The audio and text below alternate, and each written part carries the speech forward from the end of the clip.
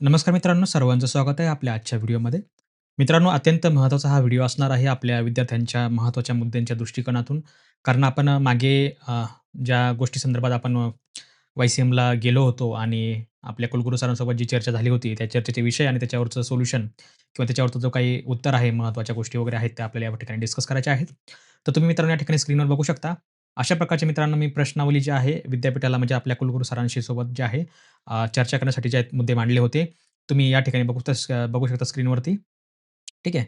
आता बघा मित्रांनो, हे जे काही महत्त्वाचे मुद्दे आहेत, राइट? आता या संदर्भात बघा आपण या ठिकाणी बघूया. आता महत्त्वाचे मुद्दे आणि चर्चेचे विषय, बरोबर? आता हे जे महत्त्वाचे मुद्दे होते, हे आपण या ठिकाणी जे आहे मेलवरती कुलगुरू सरांसोबत जे आहे आपण कॉन्टॅक्ट केला होता आणि त्यांना अपॉइंटमेंट वगैरे आपण घेतली होती. त्या संदर्भात आपण त्यांची जी भेट घेऊन त्यांच्यासोबत काही चर्चा करून आपण याच्यावरती आपल्याला जे आहे त्यांच्याकडनं जे काही उत्तर वगैरे मिळालं, ते आपण या ठिकाणी जे आता आपण डिस्कस करणार आहोत. ठीक आहे. आता बघा मित्रांनो, यामध्ये आपल्याला बघायचं आहे सर्वात प्रथम बघा मित्रांनो, आपण या ठिकाणी जे आहे टोटल 1, 2, 3 नंतर खाली 4, 5, 6 अशा आपण 6 प्रश्न त्यांना जे आहे आपण केले होते आणि त्यामध्ये काही महत्त्वाचे घटक वगैरे जे आहेत आपल्याला या ठिकाणी जे आहेत चर्चेचे विषय होते, बरोबर? म्हणजे महत्त्वाचे मुद्दे 6 होते आणि त्यामध्ये काही वेगवेगळे विषय आपल्या या ठिकाणी जे आहे चर्चेसाठी जे आपण त्यामध्ये जे आपण त्या सरांना विचारले होते, बरोबर? आता बघा मित्रांनो, आपण यामध्ये बघायचं आहे आपल्याला सर्वप्रथम बघा, पहिला मित्रांनो या ठिकाणी मुद्दा असा होता, की परीक्षा मूल्यांकन, उत्तरपत्रिकेची छायाप्रत व निकालासंदर्भात पारदर्शकता, बरोबर. आता यामध्ये बघा मित्रांनो आपल्याला जे आहे, आपला पहिला मुद्दा यामध्ये विषय असा होता, की उत्तरपत्रिकेतील गुणांची बेरीज चुकीची होणे, बरोबर. आता बघा सॉरी. साधारणपणे बघा मित्रांनो, ज्यावेळेस आपण फोटोकॉपी वगैरे मागवतो, त्यावेळेस आपल्याला मित्रांनो त्यामध्ये असं समजतं, की आपली जी फोटोकॉपी आहे त्यावरती अर्धवट मार्क आहेत किंवा बरोबर त्याची तपासणी झालेली नाहीये किंवा अर्धवट प्रश्न तपासलेले आहेत. काही उत्तरामध्ये येणे-येणे दिलेलं आहे, बरोबर. आता या संदर्भात मित्रांनो आपण जे आहे या ठिकाणी अशा सरांना विचारलं होतं. नंतर बघा मित्रांनो अजून एक खालचा प्रश्न कुठला आहे? प्रत्येक प्रश्नाला देण्यात असलेले आलेले गुण आणि अंतिम गुणपत्रिकेत किंवा निकालात दर्शविलेले गुण यातील तफावत आढळते, बरोबर. थोडक्यात काय? आता आपल्याकडे बघा मित्रांनो असे काही विद्यार्थी होते, की ज्यांचे रिव्हॉल्यूशनमध्ये जे आहे मित्रांनो मार्क म्हणजे पेपरमध्ये फोटोकॉपीमध्ये बरोबर होते, परंतु ऑनलाईन रिझल्टमध्ये त्यांचे मार्क जे आहेत कमी होते, बरोबर. या संदर्भात देखील प्रश्न होता. नंतर आहे परीक्षा मूल्यांकनाची अचूकता व निष्पक्षता याबाबत विद्यार्थ्यांची मनात निर्माण होणारी शंका. बरोबर. आता बघा, ज्यावेळेस आपण फोटोकॉपी मागवतो, त्यावेळेस मार्क्स वाढतात का नाही वाढत, बरोबर? किंवा आपण ज्यावेळेस एखाद्या वेळेस रिचेकिंगला टाकतो, की बाबा मला खात्री आहे, की मी पेपर चांगला लिहिला आणि मला चांगले मार्क मिळणार होते. तर या संदर्भात देखील जे काही विद्यार्थ्यांच्या मनामध्ये प्रश्न वगैरे असतात, बरोबर? किंवा जी काही शंका वगैरे विद्यार्थ्यांच्या मनामध्ये असते, त्यावर देखील आपल्याला सरांनी उत्तर दिलेलं आहे. नंतर होतं बघा मित्रांनो समोर उत्तरपत्रिकेची छायाप्रत, स्कॅन कॉपी मिळवणे व पुनर्मूल्यांकन ज्याला आपण काय म्हणतो रिव्हॉल्यूशन या प्रक्रियेबाबत असलेली अनिश्चितता. ठीक आहे. कारण काय होते, कधी-कधी काय होते, की आपण फोटोकॉपी मागवतो. आता आपल्याकडे असे पण देखील काही विद्यार्थी आहेत, की ज्यांनी फोटोकॉपी मागवली, त्यांचे मार्क्स वाढत होते. त्यांनी पेपर रिचेकिंगला देखील टाकलेला आहे. तरी देखील रिचेकिंगमध्ये जी काही लॉट पी-डी-एफ आलेली आहे आन्सरची, अपडेटची, त्यामध्ये नो चेंज असं आलेलं आहे. जे की चेंज यायला पाहिजे होतं. म्हणजे असे काही विद्यार्थी आहेत आपल्याकडे ज्यांना समजा 14-15 क्वेशन त्यांनी अटेंड केले. त्यांना फक्त 7 आणि 8च प्रश्नांची उत्तरं दिले. ते फेल झाले किंवा काठावर बाउंडरीवर पास झाले असतील कदाचित 32 वरती वगैरे. तर असे देखील आपल्याकडे काही विद्यार्थी आहेत, ज्यांचे मार्क्स वाढायला पाहिजे होते रिचेकिंगमध्ये, बट वाढलेले नाहीये. ठीक आहे. असे देखील काही विद्यार्थी होते. आता बघा, अजून एक आपल्याला यामध्ये अजून 2 मुद्दे होते.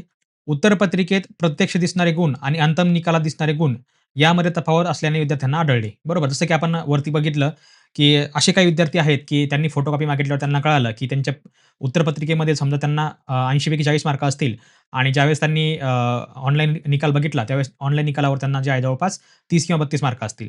अशा देखील काही घटना वगैरे घडलेल्या आहेत.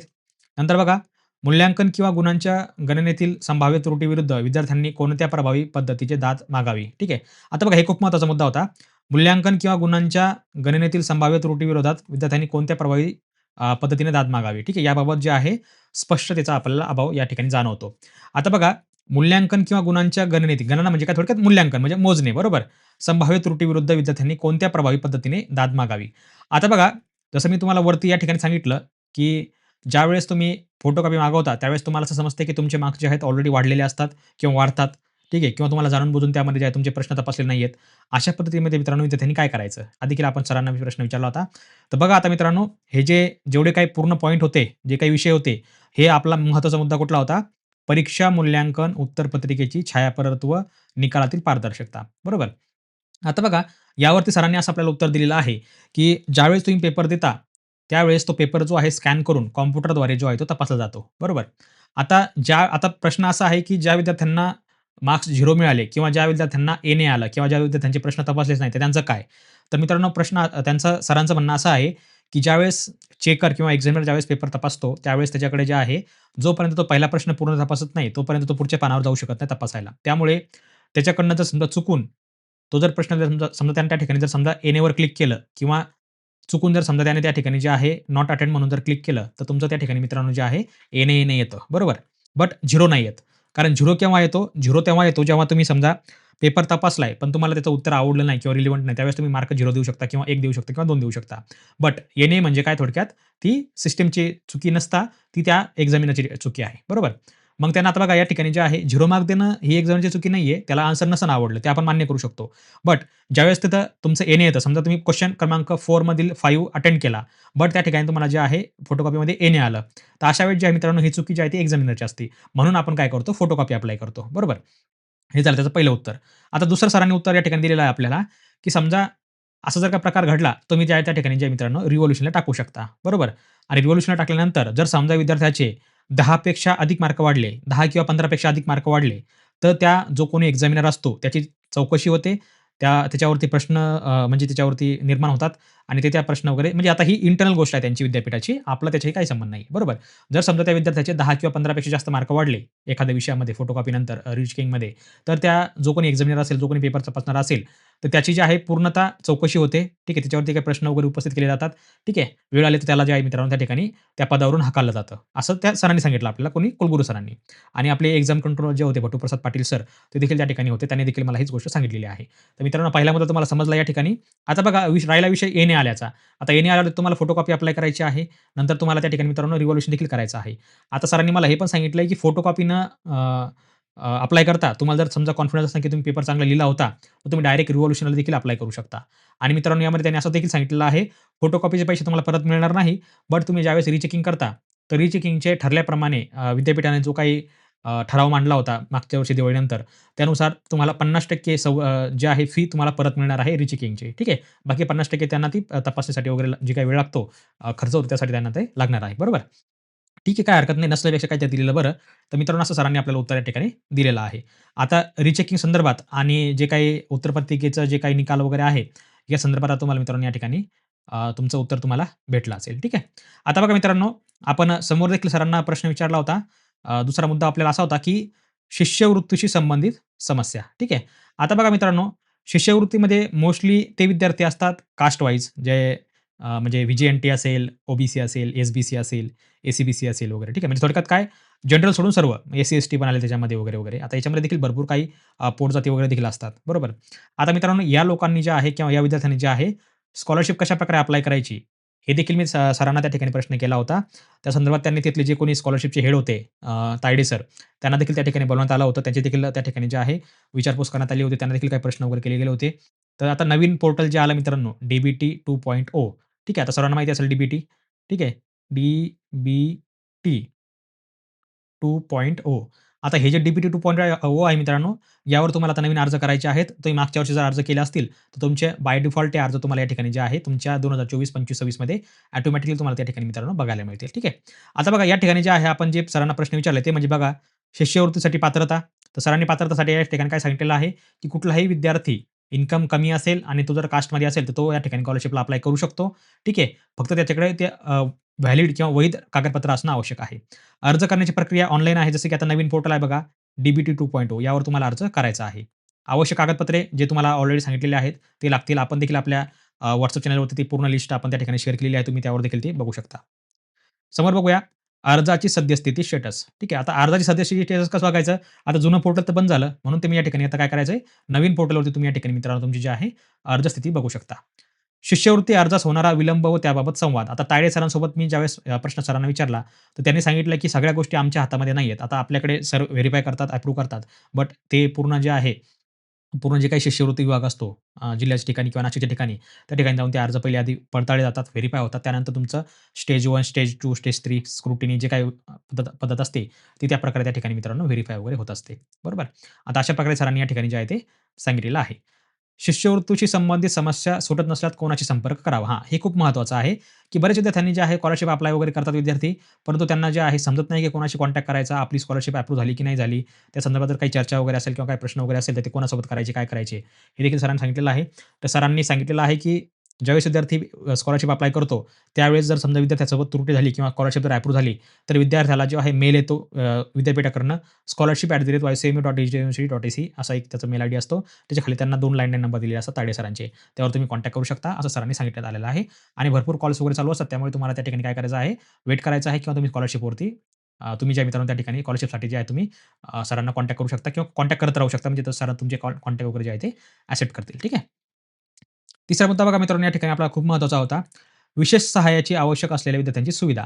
जे की यामध्ये आपण दिव्यांग, अनाथ, एकल माता किंवा एकल पालक, आर्थिकदृष्ट्या दुर्बल म्हणू शकतो आपण त्याला, ठीक आहे. किंवा कोणी आत्महत्या वगैरे केली किंवा ट्रान्सजेंडर असतील किंवा जे काही तुमचे काय म्हणतो आपण त्यांना तृतीयपंथी वगैरे असतील. तर अशा संदर्भात मित्रांनो आपण या ठिकाणी जे आहे सरांना देखील प्रश्न वगैरे केला होता. तर अनाथ विद्यार्थ्यांसाठी स्कॉलरशिप पात्र आहे. आता अनाथामध्ये मित्रांनो आपण जर का विचार केला, तर अ, नंतर तुमचं ब, ठीक आहे आणि क अशा 3 कॅटेगरी असतात याच्यामध्ये अनाथामध्ये. ह्या 3 कॅटेगरीपैकी तुम्ही ज्या कोणी कॅटेगरीमध्ये असाल, तुम्ही या ठिकाणी जे आहे पात्र असता, बरोबर. आता माझ्या माहितीप्रमाणे मी ज्यांचे अप्लाय केलं या ठिकाणी ॲडमिशन केलं अपंगामधून किंवा ज्यांचे मी या ठिकाणी प्रमाणपत्र बघितले, ते क कॅटेगरीवाल्यांसाठी जे आहे मित्रांनो, लेखी स्वरूपात तुमचं डिस्ट्रिक्ट मॅजिस्ट्रेट असेल किंवा तहसीलदार असेल, ते तुम्हाला लेखी स्वरूपात देतात आणि अ आणि ब या गटामध्ये मित्रांनो तुम्हाला जे आहे ऑनलाईन डिजिटल सर्टिफिकेट तुम्हाला त्या ठिकाणी मिळतं. ठीक आहे. अ, ब, क काय असतं हे तुम्हाला माहिती असेल, नसेल माहीत तर जाऊ द्या तिकडे. तुमच्याकडे जे काही सर्टिफिकेट वगैरे असेल, तुम्ही या ठिकाणी अप्लाय करू शकता. ठीक आहे. नंतर बघा मित्रांनो, दिव्यांगांसाठी एक अट आहे, की दिव्यांगामध्ये फक्त केवळ दृष्टीबाधित किंवा ब्लाइंडनेस ठीक आहे. त्याला आपण काय म्हणतो? ब्लाइंडनेस ठीक आहे. ब्लाइंड किंवा ब्लाइंडनेस तुमच्याकडे जे कोणतं समजा या ठिकाणी असेल, ते तुम्ही या ठिकाणी मित्रांनो अप्लाय करू शकता. जर तुम्ही समजा तुम्ही ब्लाइंडमध्ये असाल, कमीत कमी 40% पर्यंत तुम्ही जर असाल ब्लाइंडमध्ये, तर तुम्ही या ठिकाणी मित्रांनो ₹10 मध्ये ॲडमिशन घेऊ शकता. बाकी वरचं अ, ब कॅटेगरीवाले देखील या ठिकाणी अनाथवाले ॲडमिशन वगैरे या ठिकाणी घेऊ शकतात. ठीक आहे. नंतर बघा एकल माता किंवा एकल पाल्य. आता यामध्ये मित्रांनो अट अशी आहे, मी हा प्रश्न सरांना विचारला होता कुलगुरू सरांना. बट यामध्ये मित्रांनो अट अशी आहे, की जर समजा तुमचे आई किंवा वडील शेतकरी असतील आणि त्यांनी शेतकरी असताना जर समजा त्यांनी आत्महत्या वगैरे केली असेल, तर ते जे कोणी एकल माता किंवा एकल पालक असतील किंवा आई-वडील नसतील, तर असे विद्यार्थी या ठिकाणी पात्र आहेत. तुमच्याकडे तहसीलदाराचं जे आहे प्रमाणपत्र असणं आवश्यक आहे, ज्यावरती त्यांनी मेन्शन केलेलं असेल, की ते शेतकरी जे आहे त्यांनी आत्महत्या वगैरे केलेली असेल. ठीक आहे. आता यावर मला जास्त बोलायचं नाहीये, कारण ती गोष्ट बोलताना देखील मला थोडंसं त्या गोष्टीचं वाईट वाटतंय. ठीक आहे. आत्महत्या वगैरे गोष्टी. पण तुम्ही समजून घ्या, की मला काय म्हणायचंय. ठीक आहे. आता ज्याच्यावरती ही वेळ येते त्या त्या व्यक्तीला सर्व समजत असतं. कारण खूप मोठी गोष्ट असते, की ज्यावेळेस आपल्या म्हणजे डोक्यावरला हात जातो, बरोबर. कारण आजकाल कसं असतं, की घरामध्ये आई-वडील जर असेल, तर खूप मोठं म्हणजे वेगळंच ते घरामध्ये वातावरण असतं. पण त्यातलं एक जरी नसेल, तर त्यावरती म्हणजे काय वाईट अवस्था असते कुटुंबावर, हे तुम्हाला माहिती असेल किंवा जे कोणी तुमच्या आजूबाजूला असतील त्यांना ही गोष्ट माहिती असेल. असो अ, आर्थिकदृष्ट्या दुर्बल विद्यार्थी. आता बघा आर्थिकदृष्ट्या दुर्बल विद्यार्थी यामध्ये कुठले विद्यार्थी आले बघा आता, जसं आपण वरती सांगितलं, की एकल माता, एकल पालक असेल किंवा आर्थिकदृष्ट्यामध्ये बघा मग आता जसं आपण या ठिकाणी मित्रांनो स्कॉलरशिपचा उल्लेख केला. आता स्कॉलरशिप कुठली आहे? तर विद्यापीठाची स्कॉलरशिप असते मित्रांनो.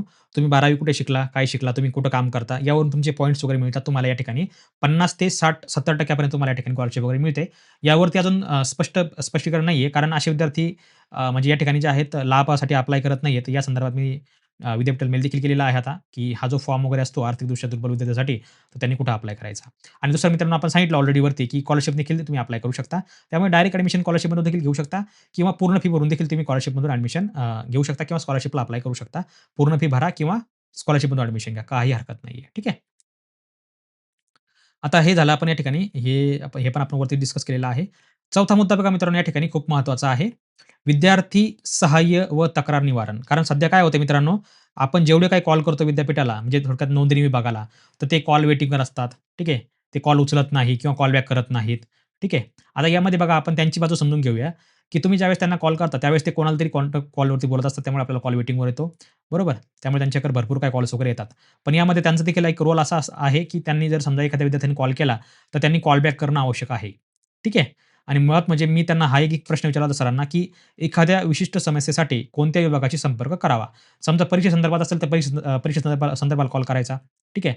नंतर दाखल केलेल्या तक्रारीचा अर्ज मागोवा कसा घ्यायचा? म्हणजे थोडक्यात काय, आपण जर समजा एखाद्या तक्रार केली म्हणजे नोंदणीला किंवा एखाद्या विभागाशी आपण जर कॉन्टॅक्ट केला, तर त्यांनी त्याचं निवारण जे आहे आपल्याला मेलवरती किंवा त्याचं जे काही स्टेटस वगैरे असेल, तक्रारीचं किंवा अर्जाचं, तर त्यांनी आपल्याला मेलद्वारे किंवा कॉलद्वारे आपल्याला जे आहे त्यांनी सांगायला पाहिजे.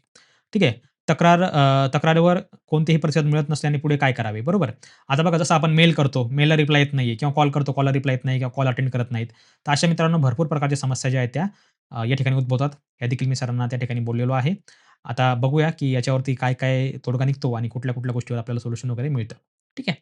आता बघा, यासाठी मी सरांना एक शिफारस देखील केलेली आहे, की आपण जे आहे एक स्टुडंट ग्रीव्हन्स तिकीट सिस्टमला म्हणजे सुरू करा.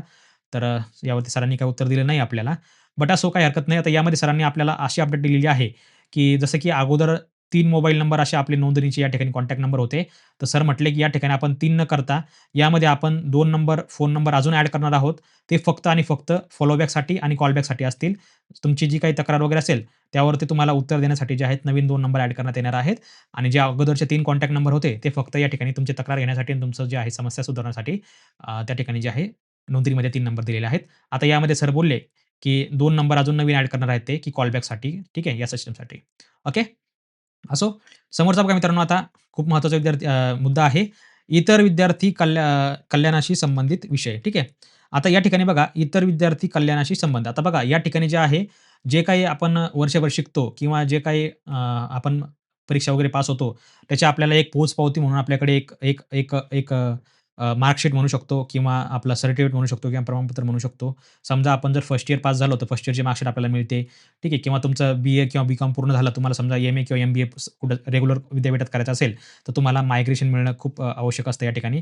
तर मित्रांनो, ह्या मायग्रेशन संदर्भात सध्या खूप प्रॉब्लेम आहे विद्यापीठाच्या साईटवरती, की Google फॉर्म मॅन्युअली भरावा लागतो. तर या संदर्भात मी सरांना अगोदर देखील कॉन्टॅक्टद्वारे विनंती केली होती आणि त्या दिवशी देखील विनंती केली आहे आणि यावरती लवकरच काम सुरू देखील केलेलं आहे विद्यापीठाने, की जी काही मायग्रेशन पद्धत आहे, ती फक्त तुम्हाला ऑनलाईन आता करायची सांगितलेली आहे आणि ती आता लवकरच ऑनलाईन देखील होणार आहे आणि फक्त 2 दिवसांमध्ये तुम्हाला मायग्रेशन सर्टिफिकेट जे आहे ऑनलाईन तुमच्या मेलवरती पी-डी-एफद्वारे मिळेल ओरिजिनल. तुम्ही ते कलर कॉपी स्कॅन करून किंवा कलर कॉपी प्रिंट करून तुम्ही जे आहे कुठल्याही विद्यापीठामध्ये जमा करू शकता किंवा कॉलेजमध्ये जमा करू शकता.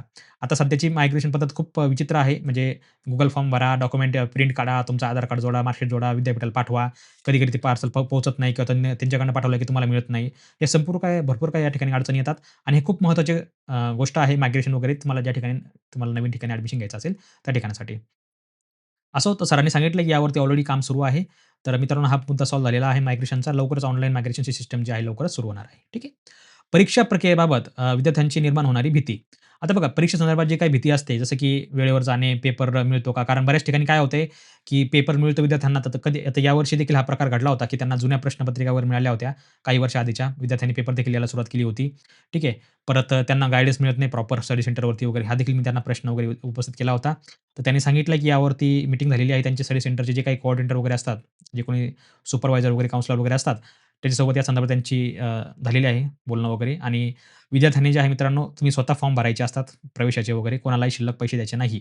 ठीक आहे. जसं की विविध अभ्यासक्रमांच्या शुल्कांशी संबंधित समस्या. बरेच विद्यार्थ्यांच्या तक्रारी असतात, की कॉलेजने आमच्याकडून शिल्लक पैसे घेतले वगैरे, वगैरे. तर विद्यापीठाने आणि त्या दिवशी मला कुलगुरू सरांनी देखील सांगितलेलं आहे, की कुठंही तुम्हाला फॉर्म भरायची गरज नाही. तुम्ही स्वतः फॉर्म भरा. नेट कॅफेवर भरू नका किंवा कुठल्या कॉलेजकडे देखील जाऊन देखील भरू नका किंवा कुठल्या स्टडी सेंटरवरती जाऊन देखील फॉर्म भरू नका. त्यांच्याकडे पैसे द्यायचे नाही. तुम्ही स्वतः फॉर्म भरायचा आहे. ठीक आहे. या संदर्भात सरांनी आपले देखील व्हिडिओ वगैरे त्या ठिकाणी सजेशन दिलेलं आहे, की तुम्ही आपले व्हिडिओ वगैरे बघून तुम्ही त्या ठिकाणी जे आहे फॉर्म वगैरे भरू शकता. विद्यार्थी जनजागृती व समुपदेशन ज्याला आपण काउन्सिलिंग उपक्रम म्हणतो, हे स्टडी सेंटरनं करायला पाहिजे, राबवायला पाहिजे. बट त्यांची कामं आपणच करतो YouTubeद्वारे. असो, विद्यार्थी सेवा अधिक कार्यक्षम करण्याच्या उपाययोजना, ज्या मी सरांना ऑलरेडी दिलेल्या आहेत, की मायग्रेशनवरती काम करा, स्टुडंट ग्रीव्हन्स सिस्टम चालू करा व्यवस्थित वगैरे. विद्यार्थ्यांनी कशाप्रकारे कॉन्टॅक्ट करायचा विद्यापीठाला, वेगवेगळ्या डिपार्टमेंटला, विभागाशी वगैरे, वगैरे. यावर देखील मी सरांना प्रश्न विचारला होता. आणि सर्वात महत्त्वाचं म्हणजे मित्रांनो, माजी विद्यार्थी किंवा जे काही अलमनाय वगैरे असतात, पास विद्यार्थी असतात, ठीक आहे, यांच्यासाठी विद्यापीठ काय करणार आहे? तर विद्यापीठाने मित्रांनो या ठिकाणी ऑलरेडी सुविधा सुरू केलेली आहे. आपल्याला माहिती नव्हतं किंवा ती फक्त लिमिटेड ठिकाणी होती. तर बघा ती बघा आता कशा प्रकारची होती, की ज्यावेळेस विद्यार्थी पास होतो, जर तो विद्यार्थी समजा बी-ए, बी-कॉम, बी-एस-सी किंवा एम-कॉम, एम-बी-एमधून जर पास झाला असेल, तर विद्यापीठ काय करते, की त्या ठिकाणी विद्यापीठ काय करते, की एक ऑनलाईन प्लेसमेंट ऑर्गनाइज करते. त्या प्लेसमेंटला तुम्हाला जायचं असतं, इंटरव्ह्यू वगैरे द्यायचा असतो. तुम्ही त्या ठिकाणी सिलेक्ट होऊ शकता. मला सरांनी दाखवलं त्या ठिकाणी 968 विद्यार्थ्यांचं यावर्षी जे आहे वाय-सी-एममधल्या विद्यार्थ्यांना जॉब मिळालेला आहे. 18,000, 15,000, 20,000, 22,000 पर्यंत त्यांना सॅलरी वगैरे देखील मिळालेली आहे. असंख्य त्यामध्ये कंपन्या देखील होत्या, भरपूर कंपन्या होत्या. तर सध्या त्यांनी फक्त नाशिक जिल्ह्यापुरताच केलं होतं. तुम्ही देखील नाशिकला वगैरे येऊ शकता. तर सरांनी मला सांगितलंय, की नेक्स्ट जेव्हा कॅम्प होईल किंवा जेव्हा नेक्स्ट प्लेसमेंटचा कॉल होईल, त्यावेळेस तुम्ही सर मला सांगणार आहेत. मग त्याद्वारे आपण जे आहे आपल्या YouTubeवरती व्हिडिओ वगैरे बनवून आपण जे आहे ते आपण या ठिकाणी जे आहे त्याचा लाभ वगैरे देखील आपण घेणार आहोत. मी तुम्हाला त्या संदर्भात माहिती वगैरे सांगेलच. यालाच करियर सपोर्ट किंवा जो काही करियर सपोर्ट उपक्रम आहे, जे काही माजी विद्यार्थी असतात ज्याला आपण अलमनाय म्हणतो. हे यामध्ये सरांनी सांगितलेलं आहे, की याच्यासाठी देखील सरांनी जे आहे म्हणजे जे विद्यार्थी पास आउट होतात त्यांच्यासाठी आपण या ठिकाणी जे आहे एक इंटर्नशिप किंवा प्लेसमेंट कॉल वगैरे आपण ज्या त्या ठिकाणी ऑर्गनाइज करत असतो. जे विद्यार्थी जवळपासचे आहेत ते येतात किंवा जे विद्यार्थी ऑनलाईन असतात म्हणजे समजा जिल्हा असेल बुलढाणा किंवा वाशिम असेल वगैरे, वगैरे. जर समजा त्या ठिकाणचे जर समजा लोकं वगैरे येत असतील, विद्यार्थी वगैरे जर इंटरेस्टेड असतील जॉब करण्यासाठी, तर ते काय करतात अगोदर एक Google फॉर्म भरतात. जे विद्यार्थी ज्या भागातून अप्लाय करतात, त्या भागामध्ये जो आहे तो प्लेसमेंट कॉल होत असतो किंवा जवळपास होत असतो. जसं की नाशिकमध्ये झाला होता. नाशिकमध्ये आजूबाजूचे भरपूर काही जिल्हे वगैरे तालुके वगैरे ज्या ठिकाणी जे आहेत विद्यार्थी आले होते. ठीक आहे. समोरचा आहे बघा, विद्यापीठ व विद्यार्थ्यांमधील अधिक प्रभाव, संवाद व्यवस्था. ठीक आहे. आता बघा जसं की आपण अगोदर सांगितलं, की वरती सांगितलं, की आपण हे जे काही विद्यार्थ्यांचे प्रश्न वगैरे असतात, त्यांना जी काही सहायता वगैरे तक्रार निवारण पाहिजे असतं, त्यासाठी जे आपण त्या ठिकाणी सरांना सांगितलं होतं. आता पण हे जे विद्यापीठ व विद्यापीठामधील जे काही अधिक प्रभावी संवाद व्यवस्था आहे, ती समजा जसं की अलमनाय नेटवर्क आहे विद्यापीठाचं. ठीक आहे. तर जे विद्यार्थी पास आउट होतात, ते काय करतात, की अलमनाय नेटवर्कमध्ये जे आहे ते त्याची मेंबरशिप होतात, मेंबर होतात. ठीक आहे. त्यामध्ये त्यांना ज्या विविध प्रकारच्या गोष्टी वगैरे काउन्सिलिंग किंवा ज्या काही गोष्टी सपोर्ट, करियर सपोर्ट म्हणू शकतो आपण त्याला किंवा त्यामध्ये काही नवीन अपडेट वगैरे त्यांना मिळतात. जॉब संदर्भात असेल किंवा प्लेसमेंट संदर्भात असतील वगैरे, वगैरे. अशा प्रकारच्या त्यामध्ये त्या असतात. ठीक आहे.